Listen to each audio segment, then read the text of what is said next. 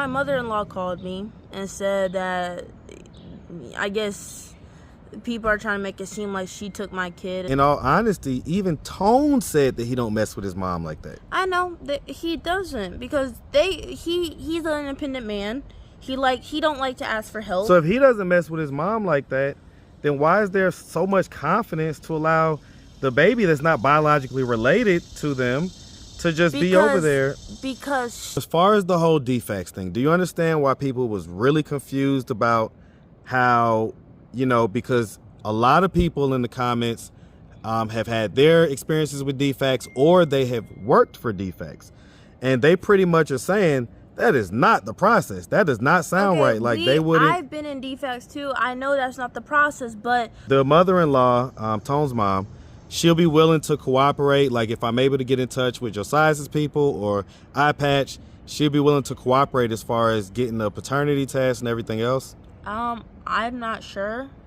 I mean, she might not. What's up, YouTube? Back in the lab with KD for the summertime. And this time I got my hitters with me. If you want to get this work, hit up at KD with the muscle on Instagram. Now back to the content.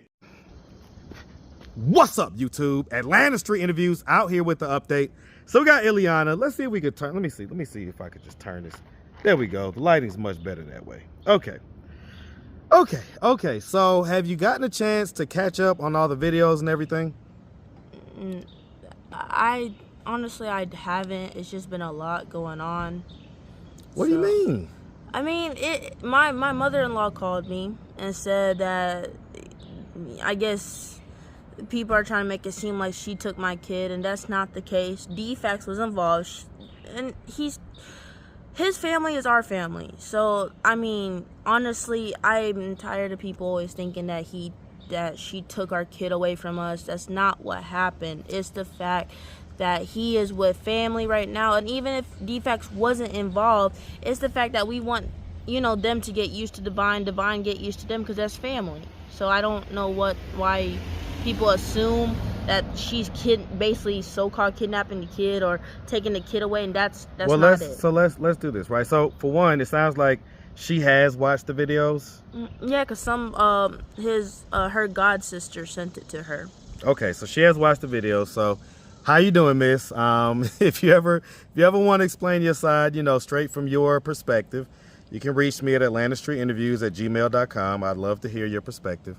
But until we hear your perspective, all we can go by is what we have, right? And what we're hearing. And so, do you kind of understand what some of the people's concerns are? I know that you don't agree with it, but do you understand where they're coming from as far as, you know, so let's just break it down piece by piece, right?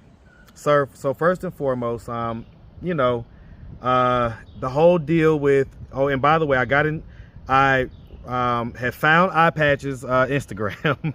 I found his Instagram. I reached out to him. We'll see if he reaches out. I've definitely reached out to all of Josias' family. I don't think they're feeling me right now, so I don't know if they're gonna reach back out to me. I may be able to talk with Josias' girlfriend, Ebony, and kind of, you know, maybe she could be a conduit between Josias' family and this situation. What are your thoughts on that?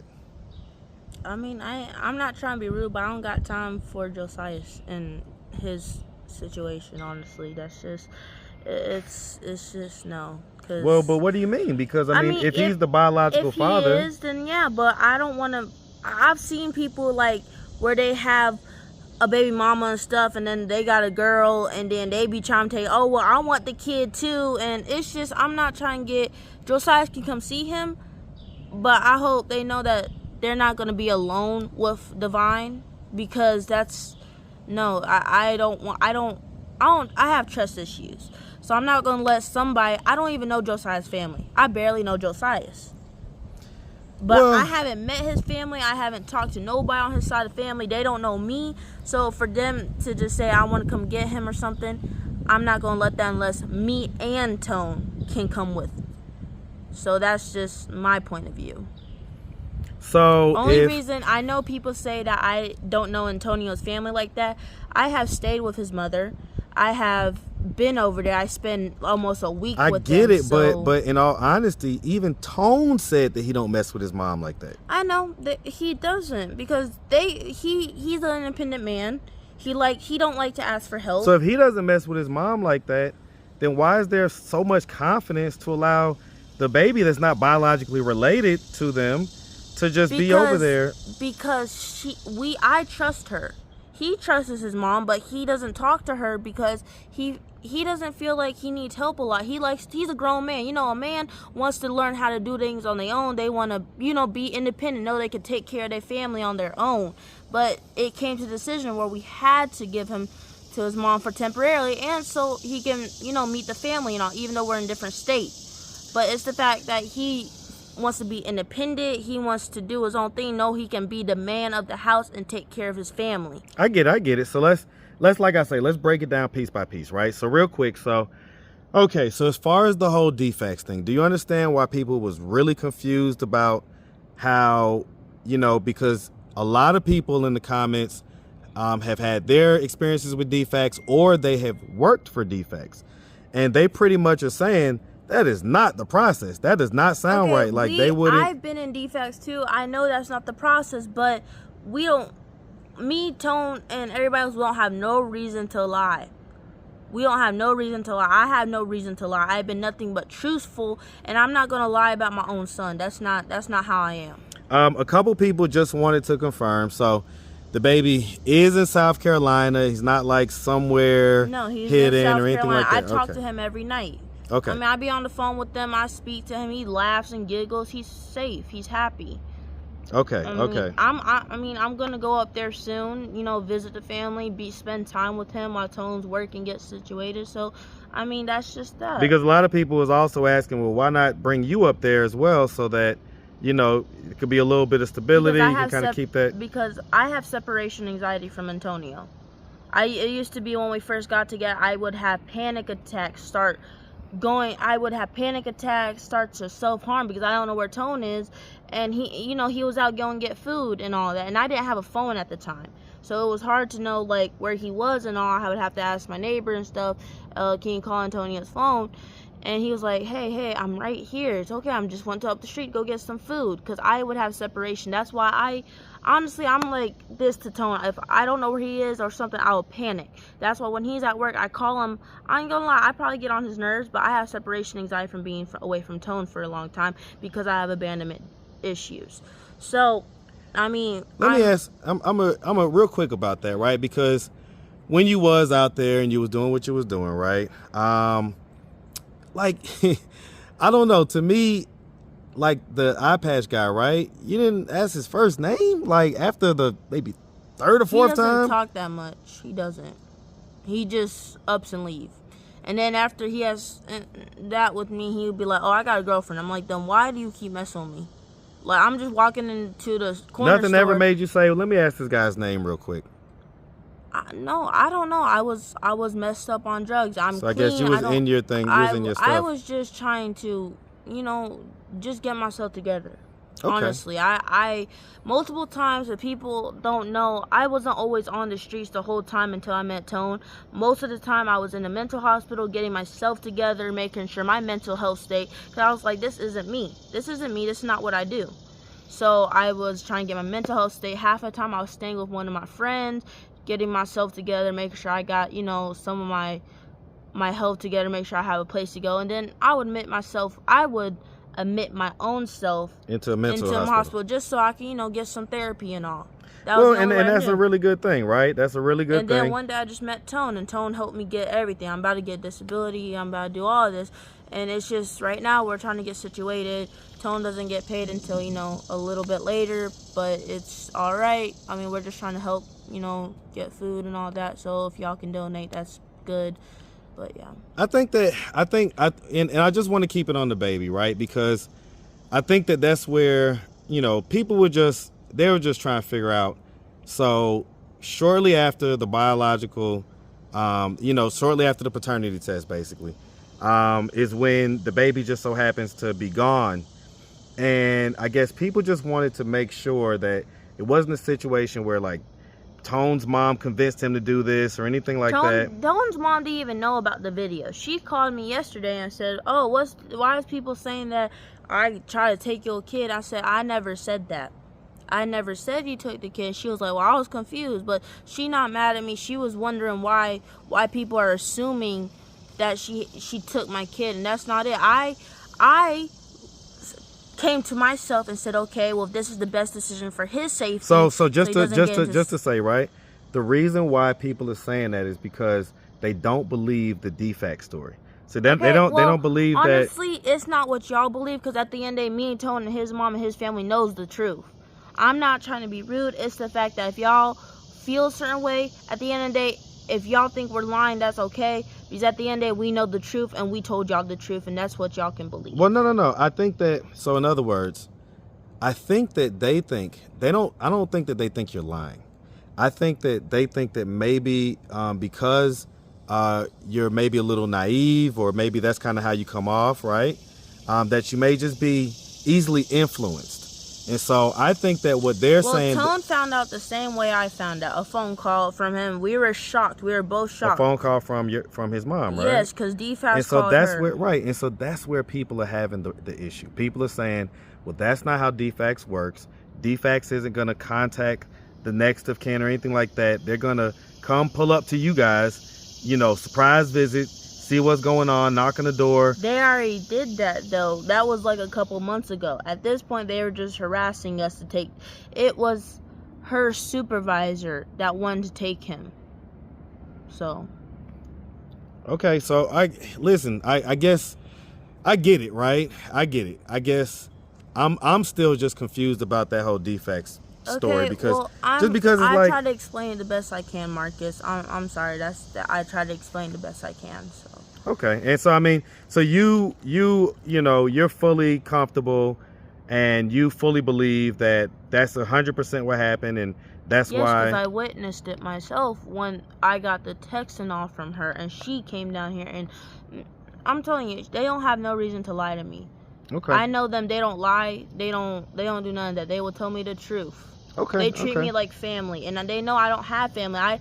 When I was having an anxiety attack, I talked to her for almost an hour and a half, just telling her about myself, and she was saying, well, yeah, I would really... She encourages me to go to school, finish school, get my high school diploma, and all of that, or I could just do online classes and all, and I could still take care of Divine. She encourages me to do the best for myself. She's the one who helped me trying to get food stamps, trying to get disability and all, because I didn't know I could do that. I thought Tone was the one that was doing it. Yes, but she talks to me about it all the time too. She was the one who helps me get the voucher. So they're supportive of all that stuff. I get it. They treat me like family, because they know I don't have nobody. I told her about my mom and dad and how they're messed up. So let's talk about that, right? Because me and you was having a conversation off camera about your childhood, and about how a lot of the trauma came from you not knowing who, not really knowing your biological people, right? I knew my biological mom, because she would call my foster parents all the time, and she would send me big boxes of stuff and everything.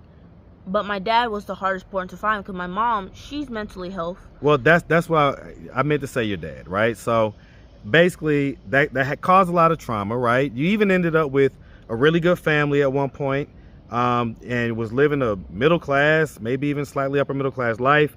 And you basically still had so much trauma that at the age of 13... I had trauma. You gonna keep interrupting me? I'm just saying, I'm gonna get you. But you were messing it up. Okay, I had go trauma ahead. from my grandmother. My grandmother's the reason I was in the system and traumatized me.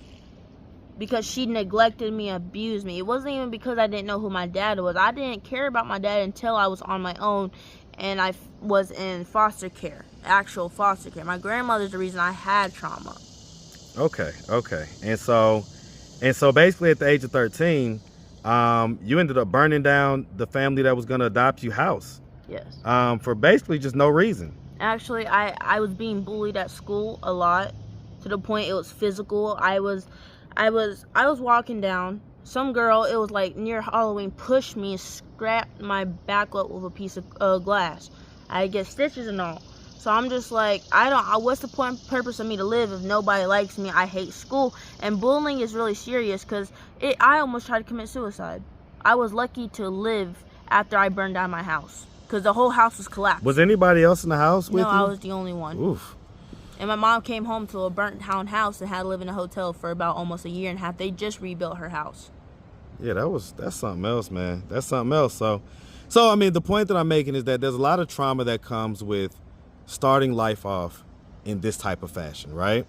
And so, you know, if it comes out, let's say that it's not Josias, let's say that it is eye patches, right? And I'm able to get in touch with him and everything else. Are you going to be willing to allow him and his son to build a relationship and all like that?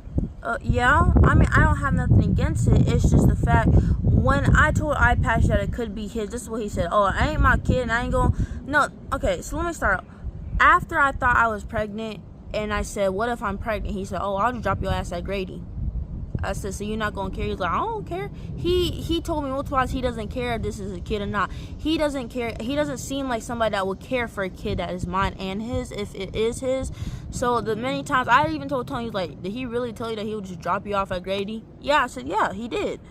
He doesn't care about me like that. He just has sex with people, has sex with me, and then just dip. I get it, and then but he said, I got a girlfriend, I got a baby mama. I'm like, then stop messing around with me when I'm on my own business, then lead me on and then dip. That's not fair to me. I get it, but the kid's already here. You had the sex, right? And I so, get that. I'm so not the point that I'm making is that have a relationship with him. It's just the fact that if you're not going to be there to, help pay for stuff, or, I'm not going to say we're going to go to legal court and put you on child support, but if you can't just, help get simple things, probably like, some clothes for him, or just do nice things for him, and I'm just not going to accept that you're going to be there for him, even as a father. And so the mother-in-law, Tone's mom, she'll be willing to cooperate. Like, if I'm able to get in touch with Josias' people or eye patch, she'll be willing to cooperate as far as getting the paternity test and everything else. I'm not sure. I mean, she might not. I don't know. Well, I mean, why wouldn't she?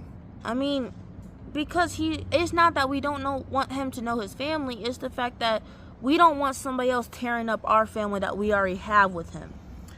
I get it, but that's not what the situation is. The situation is that he doesn't know who his biological father is. He's still a baby. He just thinks that Tone is his father. And so do you think that that's going to end well? Or do you think it's the best thing to make sure that he knows, and you guys know, it's for everybody. Make sure that everybody knows. I'm saying that's fine, but I'm just saying the fact that he already has a family. I'm saying Josias is not really an unfit father. He's not a good father. He has his own issues. So who knows when he's gonna get out? On second, that eye patch, he doesn't give a shit about Divine, and that's just honesty. Well, and so here's some honesty, right? The honest truth is that you decided to lay down with both of them, whether it was half consensual, not consensual, whatever. I'm just saying the fact that he already has a family. Why tear up his relationship with Tone and all of that? Why do you think that would tear that up? So in other words, because what if one of them wants to, say, oh, I'm his father, give me the child or something? No, because honestly, Apash doesn't give a shit about me. He don't care. Josias, he got his own issues. So I'll say this, right? I'll say this. All of y'all are young, okay? Even Tone, he's in his mid-20s, still fairly young, right? He's in his late 20s. Late 20s, okay. So he's not as young, but all of y'all are young. You know what I'm saying? For the most part, 22 or less, okay? And so you're still going to evolve in life. So how you are at 21 isn't necessarily how you're going to be at 31, and not necessarily how you're going to be at 41. And so the point is that people evolve. And so the same way that you want grace and mercy for you going through your mistakes and your things, and you want people to say, well, she's changed, she's doing better, everything else, that can happen with them as well. And so if that does happen with them and they do want to be in their child's life, okay, that's fine, but I'm not going to let them take full custody if they didn't. We're jumping to, we're skipping steps, right? Okay, but I'm just saying, because I'm not saying full custody. I'm not going to let them. They can come here and visit us, but we're not going up there because I don't know their families. I don't know them from a can of paint half of the time. So the fact that for them, so this is where, to me, this is where a lot of moms mess up, right? Because I get what you're saying, and you got to protect your child, of course, right? But you also have to understand that these are the consequences of, your actions, right? I get that. Okay, Marcus, I get that. You're not hearing me out. Okay, tell me what I'm not hearing. We already have a family built together. They can come see him. They can get to know him and stuff. But what I'm not going to let them do is tear him away from the family that we built for him. I'm not saying take him and, you guys don't see him or anything like that, but eventually like a 50-50 type of split. Okay, that's fine, but they're not gonna keep him over this and that. No, because I don't trust nobody. I'm the mother at the end of the day. I'm the one who had almost died on an OR table having him. So for me to say, okay, y'all can take him wherever y'all want for a couple of days without me or Tone, I think fair. And I didn't say that, right? I'm just saying, so you're jumping to conclusions because I didn't say any of that. All I'm saying is that. So, for instance, the first thing, hold on, if they're not going to help out with him, then we're jumping though, because the first thing I asked is will the mother-in-law who has actual custody right now, will she be okay with allowing a paternity test? Now that if you love the child, you should don't question my love for my son. I'm not talking about you. I'm not talking about you. Okay, but it applies. All right, at the same time, because anybody that loves the child should be ready and willing to try to figure out the paternity. That shouldn't be something that you like kind of are okay with, like not really knowing, not really figuring out, because that child at some point is going to want to know who they are biologically. And so instead of putting it off, my brother don't even know his real dad. Mom, I know who his real dad is, but my brother don't know his real dad. So that's he was adopted at 2 months. That's like when if I'm trying to convince somebody that what's up, little fella? If I'm trying to convince somebody that I like white people and I say, oh well, I have a white friend or I have this, I have that. That's that same type of argument. It's like, well, my brother's fine and so he didn't know his dad, so my son should be fine too. Well, that's not the case. I could tell you, I've done thousands of interviews. And one of the main strands in these interviews is when people don't know where they come from biologically, it kind of tears them up. It tears them up on the inside, and it's a constant source of trauma, right? And so that's all I'm saying is that, okay, well, if I do this work to hunt down Jinx, that's what he goes by, right? Or hunt down, get Josias people to agree to do a paternity test, which he could do one from jail, or we could do a family test with his dad or something like that. If I get them to agree to do that, am I then going to get resistance from Tone's mom as far as getting the sample from the baby? I mean, honestly, it's just, I'm not trying to, okay, he can get to know his his dad. That's fine. That's fine. I don't have no problem with that. But at the end of the day, I'm not. Don't jump to conclusions. We're not saying he's gonna take them, and you guys aren't gonna have any rights or anything like that. I'm not saying any of that. I'm just saying. Okay, but I don't know their people. I don't know who the freak they girlfriends or all that is. I don't know them. Okay, so if they say, oh well, you got a kid, now he needs to have custody or he needs to be in the child's life. I'm not doing that. We ain't going there yet. Okay, the first thing. The interview, because there's nothing to talk about. We just running in circles. Well, okay, so here's the thing. I guess we're not, because for me, I just want to understand that when I find these folks, that from you guys' side, it's going to be all good as far as getting a paternity test. It's not going to become like this thing. I was just making sure, because... I just said that multiple times. Well, don't get frustrated, Iliana, because... you asking me the same questions. But you didn't say it. At first you had said, like, she may do it, she may not, and you gave the reasons why. So that's why we ended up having the conversation, okay? So... All right, well, look, I ain't trying to frustrate you, okay? Because I don't want you having no type of episode, nothing like that. Little fellas. I don't want you having no type of issues or anything like that, but it's important to kind of mind this stuff out. And it may be uncomfortable to talk about it, but the best thing is to talk about it at this stage before it becomes like, oh, he's 4 or 5, oh, he's 19 years old, oh, he's a teenager now, why is he doing all this crazy stuff? Well, some of it may be because he doesn't know who his biological father is. And I've seen that time and time and time again. So I'm just trying to stave that off. I don't want that to be what happens years from now, okay? All right. Well, listen, 100% we're rooting for you. Tone's up there asleep. We're going to let him get his sleep or whatnot. And as far as the mother-in-law, you can certainly reach out to me if you want to kind of tell your side. But I'm going to continue to see if I can hunt down Jinx and see if I can get Josias' family. What are you laughing at? Because he be going by multiple names. I don't know how to keep, no. Well, he's always gone by Jinx. I couldn't remember what it was, though. But yeah, he's gone by Jinx. He actually just shot like a music video like 8 months ago. So he's around. Okay. We just got to find him. And same thing, if Josias' family agrees to do it, which I don't know why they're being so lackadaisical about it. It's like, if this is your biological because they family, son locked up and they dealing with a family matter. You gotta think about that. nah, because at the end of the day, this could also potentially be their family, and a baby at that. So this baby is They innocent. probably, cause I ain't gonna lie, they probably not proud of the stuff his son be doing. Doesn't matter if you're proud of it. If this is my blood. Well, everybody different, Marcus. Well, now, did you see how Josias' dad came down here to Atlanta 3 different times to get his son? Yeah. Well, because he was tired of him being homeless and doing, I probably think, being on stuff he didn't need to be doing. Okay, so the point is that the same energy that he has for his son, I'm sure that he would have that same energy for his grandson. That would be his only grandson. I don't know. My mom wasn't so proud when she found out she was a grandmother. She just turned 40. I don't know what's making her so mad about it. Well, she's 39. Cause she don't want to be a grandma at 39. What do you mean? Not in my life. I'm sorry. When I try to make a connection with her, it's nothing but negative. Oh, I'm a grandma. I'm like, wow. So I'm sorry you ain't proud of everything I'm doing. I'm sorry you ain't proud of me. Well, she didn't raise you, right? She didn't. So there you go. I tried to have a connection with her, and she just couldn't say nothing positive. That's on her. That's on her. So if you didn't raise the kid, you can't be upset with the outcomes. That's just the bottom line. Nobody raised me. I mostly raised myself because I was in group homes most of my life, and I was in one foster home. Yep. So I had to raise myself a little bit.